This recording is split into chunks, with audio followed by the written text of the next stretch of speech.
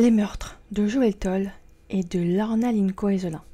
En Guadeloupe, à l'aube, le corps d'un homme non identifié est découvert sur un parking de bord de plage à Viard, le dimanche 3 décembre 2023, par un promeneur. La victime, un jeune homme, a été égorgé. Plusieurs plaies par arme blanche sont découvertes sur son corps, dont une très grosse au niveau du cou. Une enquête pour homicide est donc ouverte et les enquêteurs cherchent l'identité de la personne, de la victime, qui semble être un jeune homme dans la vingtaine. Et c'est au cours de la journée qu'il sera identifié. Car, quelques heures plus tard, des personnes se rendent en gendarmerie. Ils viennent pour signaler la disparition d'un proche, Lorna Linkoezelin, 19 ans.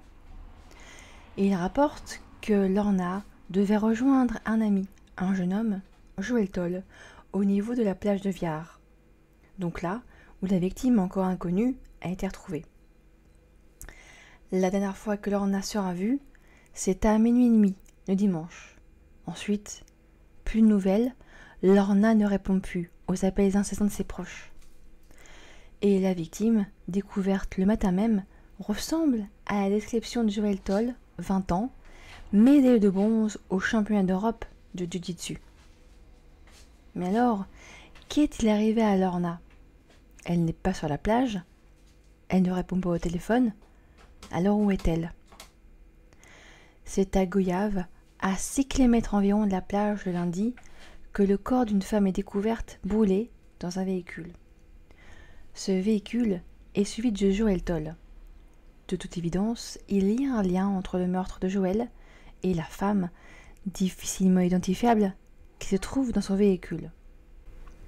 Après expertise, il s'agit malheureusement du corps de Lorna, 19 ans, jeune judoka et étudiante infirmière en 3e année. Évidemment, la première piste suivie, et c'est bien normal, c'est celle des proches. Et en particulier le copain de Lorna, qui aurait pu voir d'un mauvais œil la rencontre de Lorna avec un jeune homme en pleine nuit. Le bornage du téléphone de Lorna est fait.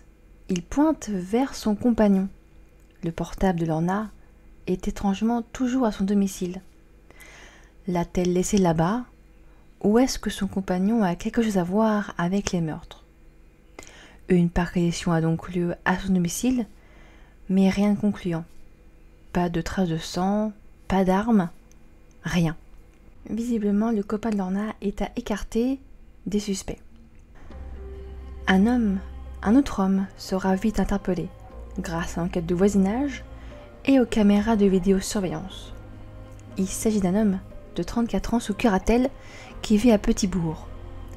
Pour les voisins, les gens du coin, l'homme est connu pour traîner sur la plage de Viard, pour être accro pour les stupéfiants, mais aussi pour être sorti de prison en janvier 2022 pour violence et destruction par incendie. Et dans l'affaire ci présente, on a un homicide commis avec beaucoup de violence et un véhicule volé et incendié. Le 6 décembre, l'homme a été arrêté. Son domicile est bien évidemment perquisitionné et du sang sur divers objets est découvert.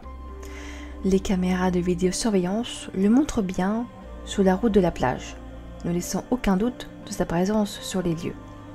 Son portable borne également non loin du lieu des crimes, mais aussi à Goyave, lieu où le véhicule de Joël Toll est découvert incendié avec le corps de Lorna à l'intérieur.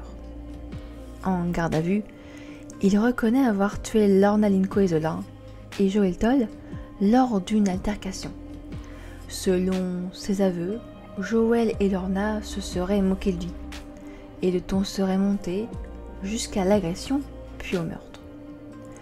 Le 16 décembre 2023, Joël Toll est inhumé. Le lundi 18 décembre, Lorna Linkoezelin est aussi inhumée. Le 23 décembre 2023, à Petit-Bourg, une marche en hommage aux deux victimes, Joël et Lorna, est faite pour que cela ne se reproduise plus, pour dire non à la violence.